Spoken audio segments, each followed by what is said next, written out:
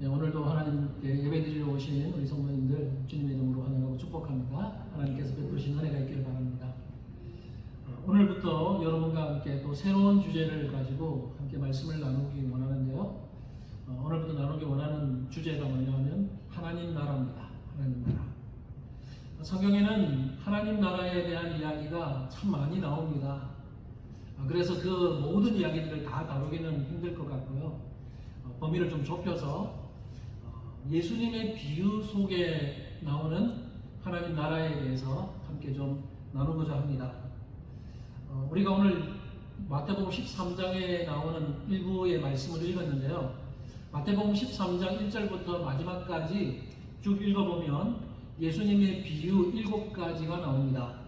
그런데 13장에 소개되는 이 7가지의 비유들은 모두 하나님 나라와 관련된 비유들이에요. 자, 그 비유들을 다음 시간부터 하나씩 좀 살펴보려고 하는데요. 이 비유들이 하나님 나라의 비유들인데 예수님의 모든 비유가 다 하나님 나라의 비유는 아니에요. 13장 외에 또 다른 비유들도 많이 나오는데 거기는 제자들이 어떻게 살아야 될지에 대한 제자도에 대한 말씀, 그리고 뭐 종말이나 재림에 관한 비유들, 이런 비유들도 등장합니다. 그런데 다른 비유들은 또 다음 기회에 또 한 번 더 몰아서 살펴보기로 하고, 이번에는 하나님 나라와 관련된 비유들만 좀 함께 좀 살펴보려고 합니다. 여러분, 비유를 살펴보기 전에 다음 시간부터 본격적으로 살펴볼 텐데, 그 전에 오늘 우리가 좀 살펴보기 원하는 것은 예수님께서 이 비유를 통해서 말씀하실 때 왜 그냥 하나님 나라는 이런 것이다 라고 직접적으로 말씀하셔도 되는데 왜 둘러서 비유를 통해서 말씀하셨느냐 하는 거 우리가 오늘 좀 살펴보려고 하고, 또 우리 오늘의 주제가 하나님 나라이기 때문에 하나님 나라가 무엇인지 하나님 나라의 개념을 우리가 좀 함께 좀 살펴보았으면 좋겠습니다. 여러분, 설교를 시작하면서 질문을 좀 2가지만 한번 던져보겠습니다. 첫 번째, 성경은 몇 년에 걸쳐서 기록되었습니까? 창세기부터 요한계시록까지 성경 쭉 우리가 읽어나가는데 성경은 몇 년에 걸쳐서 이게 완성되고 기록되었을까요? 대략적으로 약 1600년에 걸쳐서 이 성경이 기록되었습니다. 창세기부터 모세오경, 창세기, 출애굽기, 레위기, 민수기, 신명기, 모세오경은 모세어에 기록되었다고 보면 대략적으로 BC 1500년경에 기록되었다고 할 수 있어요. 그리고 마지막 책인 요한계시록은 AD 100년경에 기록되었다고 할 수 있습니다. 그러니까 BC 1500년부터 AD 100년까지 약 1600년에 걸쳐서 기록된 것이 바로 이 성경입니다. 자, 두 번째 질문은 성경의 저자들은 몇 명이나 될까요? 성경을 기록한 저자들은 몇 명 정도 될까요? 약 40여 명입니다. 제가 40여 명이라고 말하는 이유는 딱 40명이다 그게 아니고 40명 정도에서 플러스 알파. 왜냐하면 성경에는 누가 기록했는지 모르는 저자 이상, 저자를 밝히지 않는 성경들도 조금 있기 때문에 최소한 40명 정도, 그 이상의 사람들이 기록했다고 볼 수 있습니다.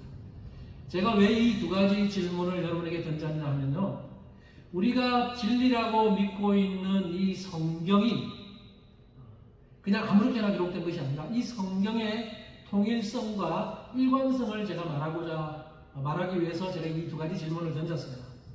이 성경은 방금 말씀드린 것처럼 40여 명의 저자들에 의해서 기록되었고 무려 1600년이라는 기간에 걸쳐서 완성된 책이지만 사람들이 그래서 이 성경이 무슨 일관성이 있고 통일성이 있겠냐라고 말할지 모르지만 놀랍게도 이 성경은 통일성과 일관성을 가지고 있다는 겁니다. 여러분, 만약에 어떤 사람이 여러분 책을 써본 적이 있어요? 책 출판한 적이 있는지 모르겠는데 만약에 어떤 사람이 짧은 시간에 한 권의 책을 썼다 그러면 그 책은 일관성이 있을 수 있습니다. 그러나 짧은 기간이 아니고 수십 년에 걸쳐서 한 권의 책을 썼다 그러면 그 수십 년이라는 기간 동안에 문체와 내용이 약간 달라질 수 있습니다. 그래서 수십 년에 걸쳐서 한 권의 책을 기록했다 그러면 일관성이 조금은 없어질 수도 있습니다. 여러분 요즘에 편지 잘 안 쓰는데 손으로 쓰는 편지 잘 안 쓰고 뭐 메일을 보내거나 문자를 보내거나 이렇게 하는 시대가 되었는데요. 옛날에 이제 문자나 이런 게 좀 발달하기 전에 다 편지를 쓰잖아요. 그래서 누군가에게 편지를 쓸 때 저녁에 막 편지를 쓰고 나서 아직 안 보내고 어제 쓴 편지를 아침에 읽어봐야지. 아침에 읽어보면 내가 왜 이렇게 썼지 하면서 막 고칠 부분이 있는 걸 발견하게 됩니다. 어젯밤에 썼던 것도 아침에 읽어보면 이해가 안 되고 또 이게 왜냐하면 정사가 다르죠. 저녁 정사하고 아침 정사하고 다르고. 그래서 이런 것 때문에 약간씩 고쳐야 될 부분이 있는 것을 우리는 보게 됩니다. 그렇게 보면 한 사람이 수십 년 동안 어떤 책을 한 권을 완성했다 그래도 일관성이 조금 없어질 수 있고 문체와 내용이 달라질 수 있는데 하물며 40여 명의 한 사람이 쓴 것도 아니고 40여 명의 저자들이 그리고 그 저자들은 문화가 다르고 시대가 다르고 그런 환경에서 있었던 다른 저자들이 그것도 1600년에 걸쳐서 기록한 이 성경이 통일성과 일관성을 가지고 있다는 겁니다. 굉장히 놀라운 점입니다. 학자들은요, 이 창세기부터 요한계시록까지 이 66권의 성경이 일관성이 있다, 통일성이 있다 말하면서 주로 세 가지 관점에서 일관성과 통일성을 가진다고 말합니다. 그 세 가지 견해를 제가 간단하게만 좀 언급하겠습니다. 첫째는 기독론적인 관점으로 성경의 일관성을 풀어가는 방법이에요. 기독론 하면 예수 그리스도입니다. 예수 그리스도. 그래서 창세기부터 요한계시록까지 예수 그리스도라는 그 인물을 중심으로 일관성 있게 기록이 되고 있다는 거예요. 근데 어떤 사람들이 시비를 걸어요. 왜 시비를 거냐면 구약 성경은 아무리 읽어봐도 예수라는 말이 없어요. 구약 성경에는 예수 그리스도가 안 나오는데 무슨 일관성이 있다고 말합니까? 이렇게 말하는 사람들이 있을 수 있는데요. 구약 성경에는 예수라고 하는 그 직접적인 이름은 언급되고 있지 않지만 예수님을 가리키는 상징하는 내용들이 너무나 많이 나옵니다. 그래서 학자들은 신구약 성경이 1600년의 간격이 있음에도 불구하고 예수를 중심으로 통일성과 일관성을 가진다라고 이야기를 합니다. 그래서 여러분이 많이 들어봤겠지만 구약을 가리켜서 뭐라고 우리는 한마디로 줄이냐면 구약을 오실 메시아에 관한 책이다. 신약을 오신 메시아에 관한 책이다. 이렇게 말합니다. 메시아는 바로 예수님이잖아요. 그래서 구약은 앞으로 오실 메시아에 대한 내용으로 가득하다. 신약은 드디어 오신 메시아에 대한 내용으로 기록되어 있다. 그렇게 해서 구약과 신약을 예수님이라고 하는 그 예수 그리스도를 중심으로 일관성 있게 흐르고 있다라고 이야기합니다. 하지만 이 기독론적인 관점이 성경을 풀어가는 하나의 유일한 방법은 아니에요. 그 일관성을 푸는 유일한 방법은 아닙니다. 두 번째는 언약적인 관점으로 성경의 일관성을 풀어가는 방법이에요. 창세기부터 요한계시록까지 모든 성경은 하나님께서 인간들과 맺으신 언약을 이루어가는 과정이라고 보는 겁니다. 실제로 그래요. 실제로 우리 창세기부터 그 언약에 대한 내용들, 사람들과 언약을 맺으십니다. 아담과 언약을 맺으시고 아브라함과 언약을 맺으시고 노아와 언약을 맺으시죠. 그리고 시내산에서 모세를 통해서 시내산 언약을 맺으시고 모압 언약을 또 여호수아와 맺으시고 그 이후에 다윗과 그 다음에 솔로몬에 이르기까지 하나님은 하나님의 백성들 중에 어떤 사람들을 통해서 언약을 맺으시면서 그 언약을 이루어 가시는 과정들을 구약부터 신약까지 쭉 이야기하고 있습니다. 그리고 예레미야서 31장에 가면 새 언약을 약속합니다. 새 언약에 대한 이야기가 나와요. 그리고 드디어 예수님께서 오심으로 그 새 언약을 이루시는 내용들을 통해서 쭉 언약적인 관점으로 성경을 풀어가는 것입니다. 그래서 성경의 일관성을 풀어갈 때 이 언약적인 관점으로 풀어가는 것 좋은 방법이지만 그럼에도 이 방법만이 유일한 방법은 아닙니다. 자, 세 번째, 하나님 나라라는 개념으로 성경의 일관성을 풀어가는 방법이에요. 근데 앞서 제가 예수님, 기독론적인 관점으로 푸는 것에 대해서도 어떤 사람들은 시비를 걸듯이 이 하나님 나라의 관점으로 일관성을 풀어가는 것에 대해서도 시비를 걸어요. 왜냐하면 구약 성경에는 하나님 나라라는 말이 거의 나오지 않기 때문이에요. 그래서 이 하나님 나라의 개념으로 일관성을 풀어가기는 어렵다라고 말하는 사람들이 많지만 앞서 말한 것처럼 구약에는 하나님 나라라는 직접적인 말은 언급되지 않아도 하나님 나라와 관련된 내용들이 너무나 많이 나옵니다. 예를 들면 하나님께서 이스라엘 백성들에게 뭐라고 말씀하시냐면 나는 너희들의 하나님이 되고 너희들은 나의 백성이 될 것이다. 이런 개념들이 다 하나님 나라의 개념이에요. 그게 구약에 흐르는 주요 사상입니다. 하나님이 여호와가 그들의 하나님이시고 이스라엘은 그들의 백성으로서 그 나라를 이루어 가시는 것. 이게 구약의 하나님 나라입니다. 그리고 신약에는 하나님 나라라는 말이 많이 나와요. 그래서 이처럼 하나님 나라라는 개념으로 구약 창세기부터 요한계시록까지 쭉 풀어가는 하나의 방법, 이것이 일관성을 푸는 또 하나의 방법이다라고 말합니다. 자, 그러면 여러분 제가 소개한 이 세 가지 방법 중에서 어떤 것이 가장 좋은 방법일까요? 어떤 것이 가장 좋은 방법이냐 물으면 딱히 이게 가장 좋다라고 말하기는 어렵습니다. 제게 묻는다면 이 세 가지를 종합해서 함께 풀어가면 성경의 통일성과 일관성을 풀어가는 좋은 방법일 것이라고 저는 생각을 합니다. 다시 말해서 성경 전체를 예수 그리스도를 중심으로 기독론적으로 풀어가되 거기에 언약적인 관점과 하나님 나라의 개념을 함께 언급해서 쭉 풀어가면 이 성경이 창세기부터 요한계시록까지 얼마나 통일성 있게 일관성 있게 기록되고 흘러가고 있는지를 우리는 알 수 있게 된다는 겁니다. 여러분, 저는 이 세 가지 방법을 언젠가는 또 다른 거 한번 살펴보겠지만 이번에는 하나님 나라에 대해서 함께 여러분과 살펴볼게요. 그래서 하나님 나라에 대해서 살펴볼 텐데 앞서 언급한 것처럼 예수님의 비유 속에 나오는 하나님 나라에 대한 내용을 이제 다음 시간부터 본격적으로 함께 좀 살펴보겠습니다. 자, 그러면 하나님 나라의 개념 봅시다. 하나님 나라.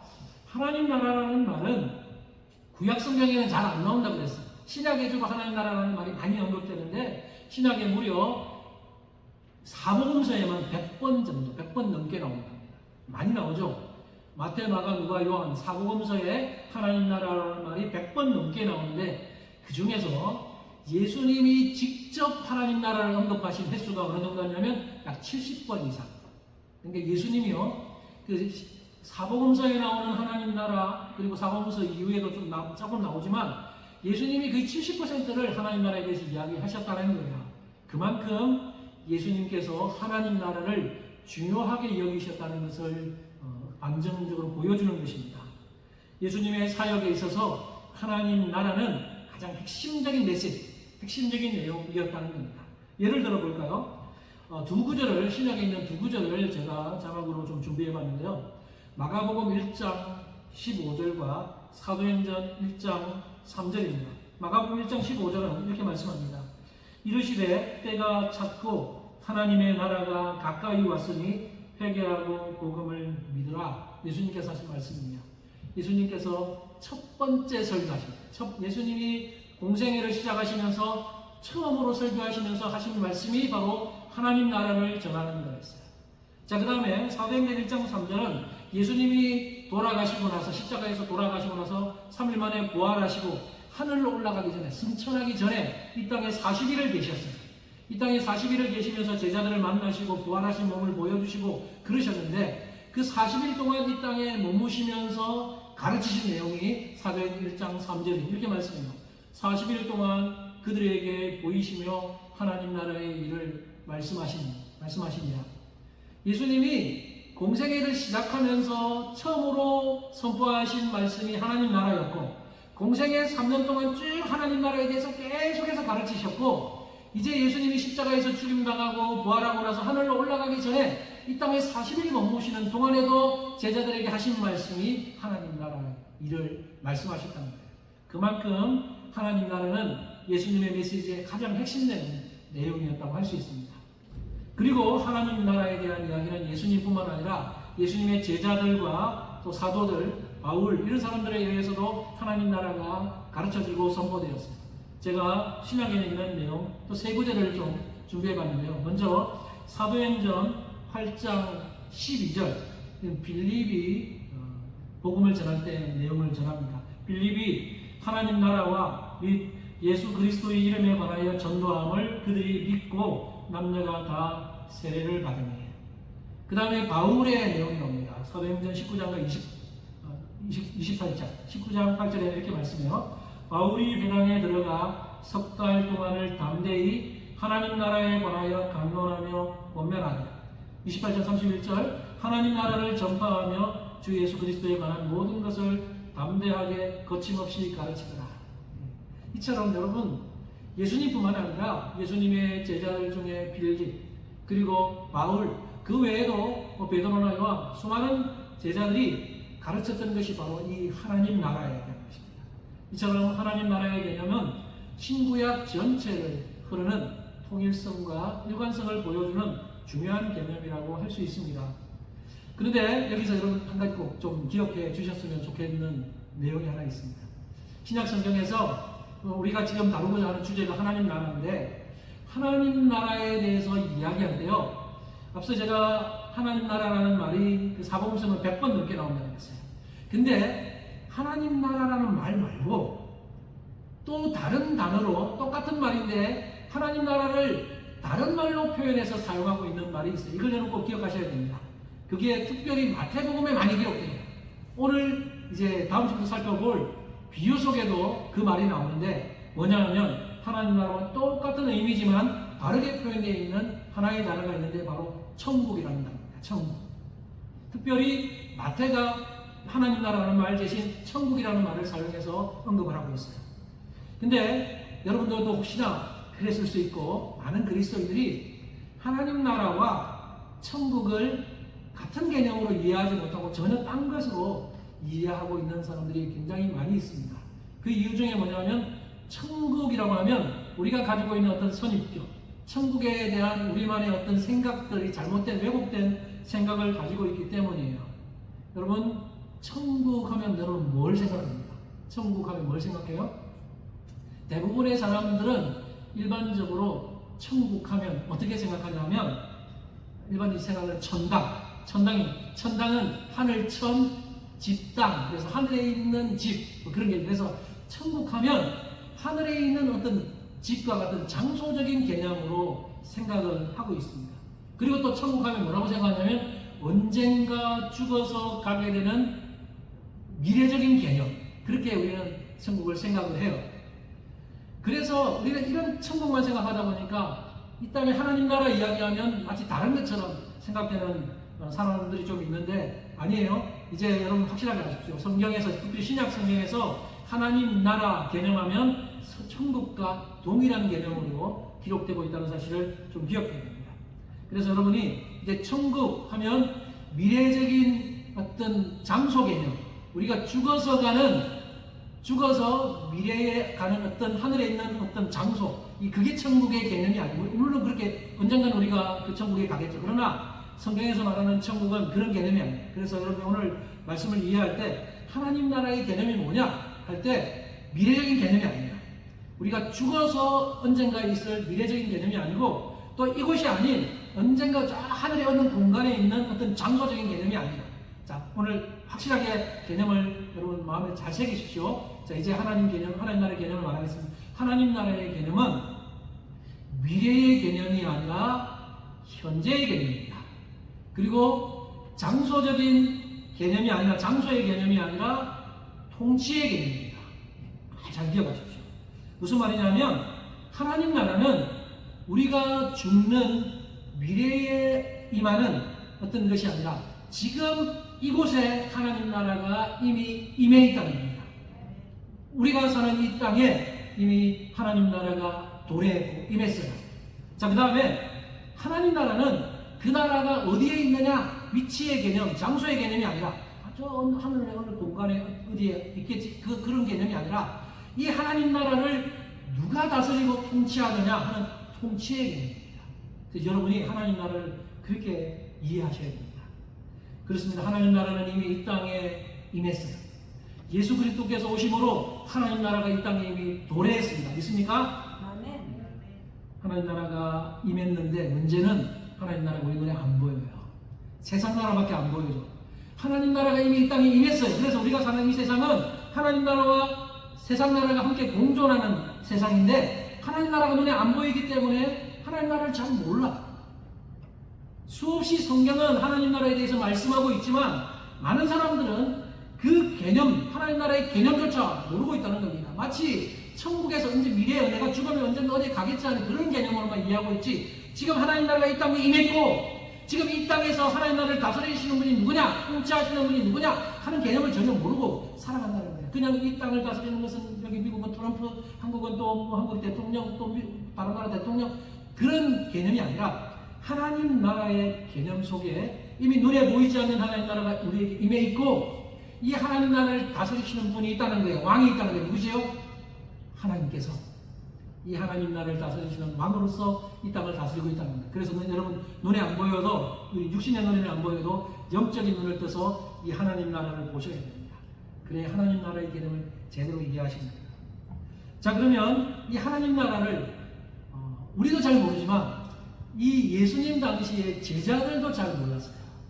그래서 예수님이 하나님 나라에 대해서 여러 번 수없이 제자들에게 가르쳐 주셨어요.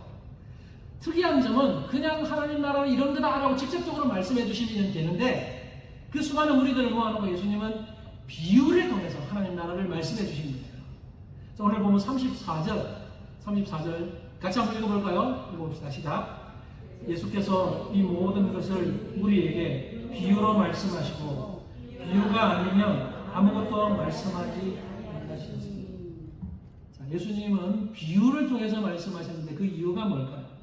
제자들도 그 이유가 궁금했던 것 같아요. 그래서 예수님을 찾아와서 왜 비유로 말씀하시냐라고 묻습니다. 그러면 10절 보시면 이렇게 물어요. 제자들이 예수께 나와 이르되 어찌하여 그들에게 비유로 말씀하시는데, 수많은 무리들을 모아놓고 비유로 말씀하셨는데 어찌하여 비유로 말씀하십니까? 라고 물었어요. 그때 예수님이 뭐라고 대답하십니까? 11절에 예수님의 대답이 나와요.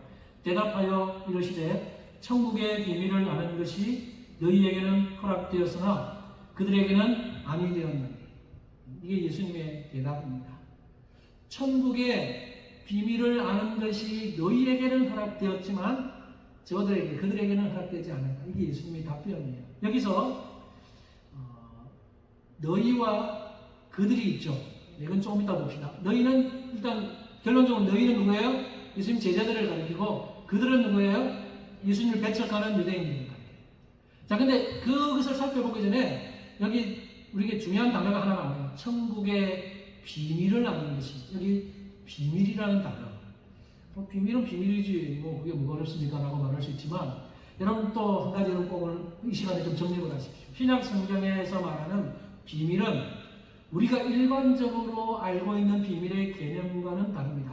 우리가 일반적으로 천국에 대해서 이야기할 때도 아까 장소적인 개념, 미래적인 개념으로 우리가 생각하고 있는 것처럼, 비밀하면 여러분 어떻게 생각해요? 많은 사람들은 비밀하면 은밀하게 감추어져 있는데 몇 사람만 알고 있는 어떤 것, 그죠? 그래서 몇 사람만 공유하고 있는 그것이 비밀이죠. 모든 사람들이 알고 있는 건 비밀이 아니에요. 그래서 우리가 일반적으로 비밀할 때는 감추어져 있는 건데, 그 감추어져 있는 어떤 것을 몇 사람만이 알고 있는 거, 이게 비밀이라고 우리는 생각을 해요. 그게 세상이 말하는, 일반적으로 말하는 비밀의 의미인데, 신약 성경 오늘 이 본문에서 말하는 비밀은 그런 의미가 아니라는 거예요. 그러면 여기서 말하는 이 비밀은 무슨 의미일까요? 자, 비밀의 의미를 제가 자막으로 한번 준비해봤어요. 비밀의 의미가 이런 겁니다.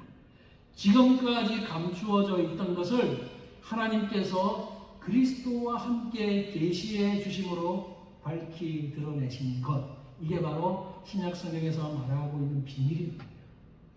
맞죠? 지금까지 감추어져 있던 건 맞아요. 근데 이제 그 감추어져 있던 것을 하나님께서 밝히 드러내셨는데, 누구와 함께? 예수 그리스도와 함께 계시하심으로 밝히 드러내신 것이 바로 여기 본문에서 말하는 비밀이에요. 다르게 말하면 예수께서 예수 그리스도를 통하지 않고서는 깨달을 수 없는 진리, 오직 예수 그리스도를 통해 드러난 진리, 지금까지 감추어져 있었는데 예수 그리스도께서 오심으로 활짝 드러내신 진리가 바로 여기 오늘 본문에 볼 때는 비밀이라는 겁니다. 그래서 여러분 이 비밀의 의미를 다시 좀 정립하셨으면 좋겠어요. 이 비밀은 여러분 어떤 사람들이 말하는, 몇 사람만 말하는 아는 그런 게 아니에요. 그래서 사실 비밀에 대해서 우리가 잘 이렇게 좀 오해하고 있기 때문에 이단이 생기는 거예요. 왜 이단이 생깁니까? 천국의 비밀을 내가 풀었다라고 말하는 사람이 나타나요. 근데 우리가 비밀을 그렇게 생각하거든요. 비밀은 꼭 감추어져 있는 건데 몇 사람만이 알고 있는, 몇 사람에게만 드러내 주신 그런 것이 비밀이다. 그래서 이단들이 나타나서 하는 말이 뭐냐면, 이 천국의 비밀을 너희들 모르지? 하나님께서 나에게 이 비밀을 알려주셨어. 그래서 이 비밀을 내가 알려줄게 하면서 다 이단들이 되는 거예요. 그래서 요한계시록에 그 비밀을 알려줄게 뭐 이러면서 그 수많은 환상들 이런 비밀 너무 어렵잖아요, 성경이. 그런 것들을 이제 나는 이제 받았어. 하나님이 나에게 보여주셔서 그 비밀을 알아. 그러면서 등장하는 사람들이 다 이단들이죠. 이단들이 바로 그래서 자기들만이 몇 소수만 아는 그 비밀이다. 그것을 알았다라고 말하면서 이단이 생겨요. 그렇지 않습니다. 오늘 성경에서 말하는 천국의 비밀은 바로 구약시대 옛날에는 감추어지고 드러나지 않았는데 하나님께서 예수 그리스도를 보내주심으로 인해서 이제 환하게 드러난 진리이기 때문에 이단들이 말하는 소수의 몇 사람만 알고 있는 게 아니라 이제는 예수님을 믿은 사람들, 저와 여러분들 예수님을 믿고 그 말씀을 깨달은 사람들은 이미 그 옛날에 드러나지 않았던 그 감추어진 비밀이 드러났기 때문에 우리 모두에게 다 진리가 드러나는 겁니다. 그 사실을 오늘 이 말씀을 통해서 꼭 마음에 기억하시기 바랍니다. 자, 예수님의 답변을 한 번만 더 봅시다. 11절 보면 이제 예수님의 답변 가운데 이렇게 말씀하죠. 천국의 비밀을 아는 것이 너희에게는 허락되었으나 그들에게는 아니 되었다. 너희에게는 허락되었지만 그들에게는 아니 되었다. 이걸 통해서 예수님이 왜 비유로 말씀하셨는지 알 수 있어요. 예수님이 비유로 말씀하신 이유는 두 가지 이중적 목적 때문이다. 어떤 사람들에게는 비밀을 알지 못하도록 감추는 것이고 또 어떤 사람들에게는 비밀을 밝히 드러내시는 것입니다. 이것이 예수님이 비유를 통해서 말씀하신 이유라는 거예요. 자, 첫 번째 목적은 어떤 사람들에게는 진리를 감추는 것입니다. 그 비밀이 드러나지 않고 진리를 감추는 것이 비유를 말씀하신 첫 번째 목적입니다. 오늘 보면 13절부터 15절 같이 한번 봅시다. 먼저 13절, 14절은 제가 읽어볼게요. 이렇게 말씀합니다. 그러므로 내가 그들에게 비유로 말하는 것은 그들이 보아도 보지 못하며 들어도 듣지 못하며 깨닫지 못함입니다. 이사야의 예언이 그들에게 이루어졌으니 일렀으되 너희가 듣기는 들어도 깨닫지 못할 것이요 보기는 보아도 알지 못하리라. 15절 같이 한번 봅시다. 시작. 이 백성들의 마음이 완악하여져서 그 귀는 듣기에 둔하고 눈은 감았으니 이는 눈으로 보고 귀로 듣고 마음으로 깨달아 돌이켜 내게 고침을 받을까 두려워함이라 하였느니라. 이 말씀처럼 예수님께서 굳이 비유로 말씀하신 첫 번째 목적은 어떤 부류의 사람들로 하여금 진리를 깨닫지 못하고 진리가 가려지도록 하기 위해서 이렇게 비유로 말씀하신다는 거예요. 자, 그러면 어떤 사람들이 이렇게 생각할 수 있어요. 이거는 예수님의 성품과 좀 맞지 않는 것 같아요. 예수님은 그런 분 아니잖아요. 예수님은 모든 사람들이 진리를 알 수 있도록 밝히 진리를 드러내실 수 있도록 바로 직접적으로 말씀해 주시는 분이 예수님이시는데 왜 이렇게 하십니까? 라고 말할 수 있는데 우리는 여기에 나오는 그들에게는 아니 되었다라고 할 때 그들이 뭔지를 알면 예수님의 말씀을 좀 이해할 수 있습니다. 여러분, 주님께서 진리가 가려져서 진리를 깨닫지 못하도록 하는 그 대상이 누구일까요? 그 대상이 누구인지를 알기 위해서는 오늘 보면 앞부분에 12장부터 연결시켜보면 알 수 있어요. 성경은 찾지는 않겠지만 앞장인 마태복음 12장에는 예수님께서 여러 병자들을 고쳐주신 사건이 나옵니다. 우리가 오늘 새로운 주제, 하나님 나라의 주제를 살펴보고 있는데 이 주제를 살펴보기 전에 우리가 뭘 살펴봤냐 하면 7번에 걸쳐서 예수님께서 요한복음에서 7가지 표적 사건을 살펴봤잖아요. 그 표적 사건을 통해서 말씀하시고자 하는 것이 메시지가 뭐라고 해서 예수님은 누구시라고요? 계속 이야기했는지 안 까먹죠. 예수님은 하나님의 아들이고 그리스도라는 사실을 알려주기 위해서 그 7가지 사건을 기록했다고 했어요. 그러니까 그런 사건들을 보면 깨달아야 돼요. 아, 예수님은 하나님의 아들이구나. 예수님은 그리스도구나. 깨달아야 되는데 오늘 이 본문 앞에 마태복음 12장에서도 예수님은 여러 병자들을 고쳐주시고 여러 기적들을 행하셨어요. 그런데도 그런 것을 보면서 깨닫지 못하고 있는 어리석은 백성들, 어리석은 유대인들, 특별히 그런 것을 보면서 예수님을 비아냥 거리고 예수님을 배척하고 욕하고 비난하는 그런 유대인들이 바로 오늘 본문에서 예수님이 진리가 가려진다고 말하는 그들에 해당하는 사람들이에요. 예수님이 그 유대인들을 향해서 뭐라고 그러셨는지 마태복음 12장 31절 32절 한 번만 보겠습니다. 예수님이 그들을 향해서 하신 말씀이에요.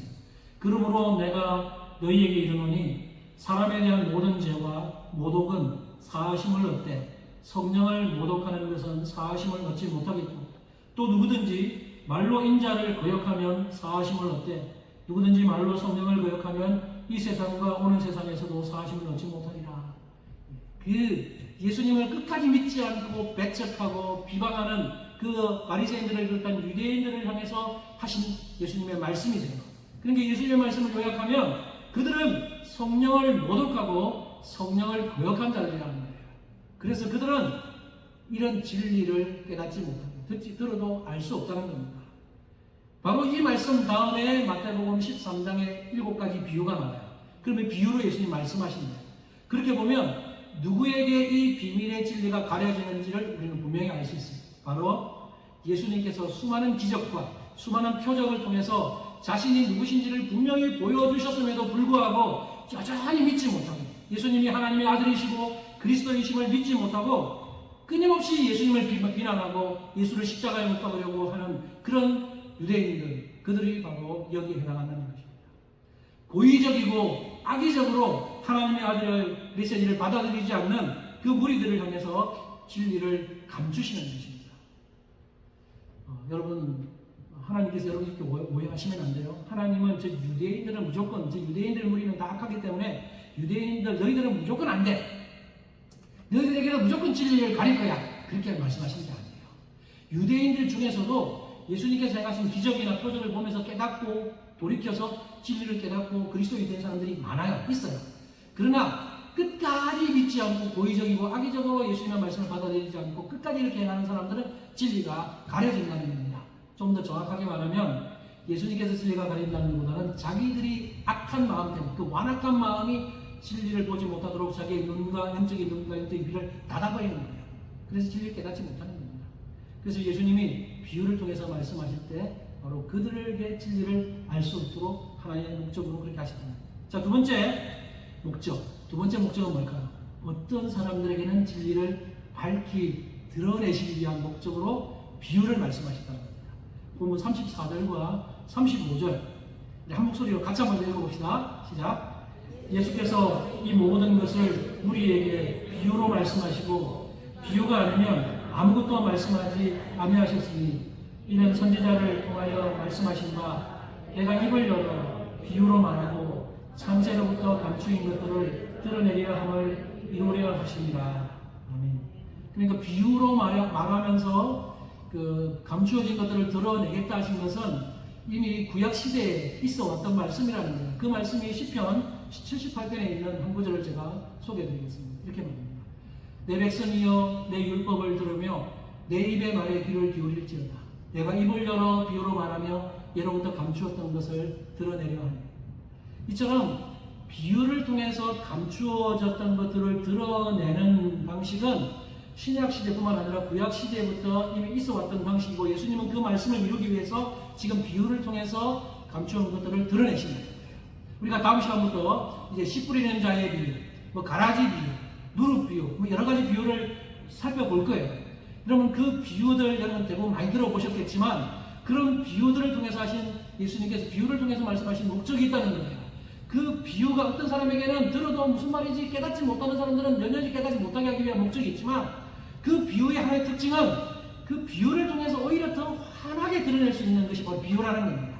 그래서 예수님은 비유라는 방법을 선택하셔서 이렇게 예로부터 감추어졌던 것을 진리를 드러내는 것으로 사용하고 있다는 겁니다. 자, 그러면 이 비유를 듣고 깨닫는 자는 어떤 복이 있을까? 오늘 예수님께서 비유를 듣고 감추어진 비밀을 알게 되는 자는 복이 있다고 말하는데요. 16절, 17절 같이 한번 읽어볼까요? 봅시다. 시작. 보므로 너희 귀는 들음으로 복이 있도다. 내가 진실로 너희에게 이르노니 많은 선지자와 의인이 너희가 보는 것들을 보고자 하여도 보지 못하였고 너희가 듣는 것들을 듣고자 하여도 듣지 못하였느니라. 아멘. 너희 눈은 봄으로, 너희 눈은 지금 보는 것으로, 너희 귀는 듣는 것으로 복이 있다. 예수님께서 하신 말씀을 보고 듣는 그 깨닫게 되면 복이 있다는 거예요. 여기 너희는요, 1차적으로는 예수님의 제자들을 가리키지만 궁극적으로 보면 예수님을 믿는 모든 그리스도인들을 가리킵니다. 그러니까 예수님의 이 말씀을 우리에게 적용하면 예수님의 말씀을 읽고 묵상하면서 깨달은 사람들이 복이 있다는 거예요. 여러분, 이 예수님의 말씀에 의하면요, 그 구약 시대에 살았던 사람들보다는 예수님 당시에 살았던 사람들이 좀 더 복이 있다는 말씀입니다. 예수님 말씀을 직접 들었으니까. 우리도 예수님 당시에 살았으면 얼마나 좋을까? 예수님 눈으로 봤으면 좋았을 텐데, 그건 좀 아쉬움이 있지만, 또 예수님의 이 말씀을 또 하나 유추해 보면, 예수님 당시에 살았던 사람들보다는 지금 21세기를 살면서 우리가 가지고 있는 이 성경 시대를 살아가고 있는 우리가 더 복된 자들이라는 겁니다. 여러분, 이 성경을 가지고 있다는 것이 얼마나 복인지 여러분 아셔야 돼요. 구약 시대의 사람들은 구약 성경도 다 가지고 있지 못했어요. 구약 성경도 한참 이후에 완성이 됐습니다. 그리고 신약 성경은 당연히 없었죠. 그리고 예수님 당시의 사람들도 쪽복음을 가지고 다녔는데, 그 당시에 가장 먼저 기록되었다가 마가복음이 가장 먼저 사복음서에서 마가복음을 가장 먼저 기록했다고 보고 있어요. 근데 마가복음이 그 당시에 기록되어도 우리처럼 인쇄술이 발달되지 않았기 때문에 사람이 손으로 써서 이걸 옮기고 하면은 많지는 않았어요. 요즘에는 복사하면 쫙 나오지만 그 당시에는 복사 기술도 없고, 그래서 두루마리에 이렇게 적잖아요. 그러니까 소수의 사람들만 가지고 있었고, 그것도 직접 읽으려면 그 성경이 있는 장소로 가든지 납비를 찾아가든지 이래야 신약 성경이 있는데, 그것도 다 가진 것도 아니에요. 사도 바울이 기록한 바울 서신이나 요한계시록 이런 것은 초창기에 초대교회 사람들은 아예 성경을 가지지도 못했어요. 자, 그런데 오늘날 우리는 이 성경 66권이 완성된 시대, 그래 성경 시대를 살고 있잖아요. 그래서 우리는 언제든지 마음만 먹으면 성경을 펴서 하나님의 말씀을 읽을 수 있고 묵상할 수 있고 깨달을 수 있습니다. 얼마나 감사해요. 그리고 성경만 있어 성경 잘 모르면 이 성경을 연구했던 수많은 믿음의 선배들이 성경 해설서들을 얼마나 많이 써놨습니까? 나는 성경 해설서 없는데, 아니야. 여러분 인터넷만 치면 이 본문만 쳐도 성경을 해석해 놓은 그런 자료들이 너무 많아요. 물론 잘 가려가면서 자유주의나 이단적인 내용들도 있기 때문에 잘 가려가면서 보셔야 되지만, 어쨌든 우리는 그런 시대를 살고 있다는 거예요. 언제나 하나님의 말씀을 읽고 그 해설까지 알 수 있는 그런 풍성한 은혜를 누리는 시대에 살고 있기 때문에 우리는 더욱더 복된 사람들이라는 겁니다. 이런 복이 여러분에게 있다는 사실을 기억하시면서 절대로 성경 외면하지 마시고, 여기에 진리가 있어요. 여기 진리를 잘 해내시고, 진리를 읽으면 읽을수록 보면 볼수록 이렇게 복이고 진리 깨닫는 복이 그렇다면, 이제 말씀을 정리하겠습니다. 사랑하는 성도 여러분, 지금 저와 여러분들은 너무나 영광스러운 시대를 살아가고 있습니다. 우리는 지금 예수님께서 오심으로 계시와 비밀이 활짝 열려져서 진리를 밝히 깨닫고 보는 그런 시대를 살고 있습니다. 그리고 예수님께서 이 땅에 오심으로 하나님 나라가 이미 시작된 하나님 나라의 백성으로 우리는 살고 있습니다. 하나님 나라의 백성이면 있습니까? 그러므로 우리는 하나님 나라의 백성으로서 이 세상 나라의 가치관에 물들지 말고 하나님 나라의 백성답게 이 세상과 싸워서 영적 전쟁에서 승리하는 삶을 살아가는 우리 모두가 되었으면 좋겠습니다. 지금 기독교는요, 세계적으로 점점 감소세에 있습니다. 성장이 감소하고 있어요. 여러분 말하지 않아도 다 아시잖아요.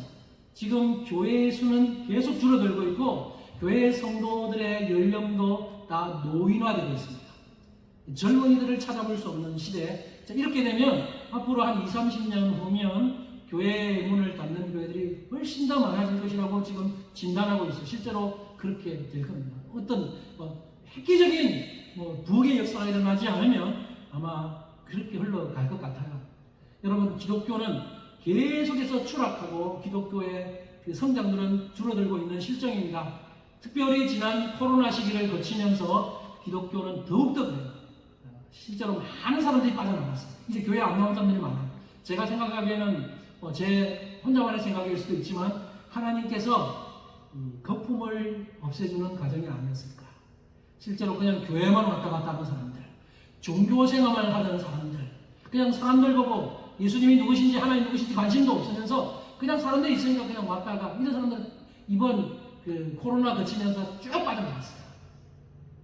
그리고 이제 알곡들을 좀 남겨주시는 시대가 아닌가. 그러니까 여러분은 이 시대에 지금 너무나 복음을 전하기 힘든 이 시대에 교회 이야기 했다가는 요거도 모르고 예수님 이야기 입에도 언급 못하는 금기어가 된 단어가 그런 시대를 우리가 살고 있는 것 같지만 여러분 그럼에도 불구하고 어떤 사람들은 지금은 안 돼요. 지금 복음 전하기 힘든 시대입니다. 지금 복음 못 전해. 지금 막 예수님 이야기했다가 욕해요.